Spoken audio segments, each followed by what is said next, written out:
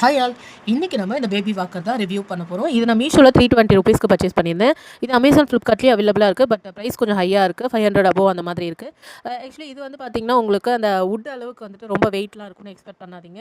உங்களுக்கு நார்மல் வெயிட்டில் தான் இருக்குது. அதாச்சும் உங்களுக்கு ரொம்ப வெயிட்லெஸ்ஸாகவும் இருக்காது, ரொம்ப வெயிட்டாகவும் இருக்காது. உங்களுக்கு நார்மலாக வந்துட்டு பேபி வாக் பண்ணும்போது யூஸ் பண்ணிக்கிற மாதிரி தான் இருக்குது. அண்ட் இதை வந்து நம்ம மூவ் பண்ணும்போது ஒரு பெல் சவுண்டு வந்துட்டு வருது உங்களுக்கு.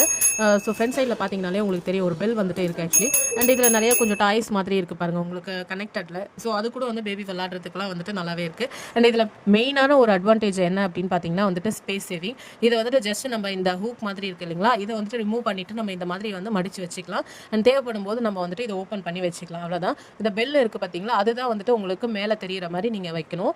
அப்போ தான் உங்களுக்கு அந்த ஹூக் வந்து கரெக்டாக வந்துட்டு அந்த ஹோலில் வந்து ஃபிட் ஆகும்.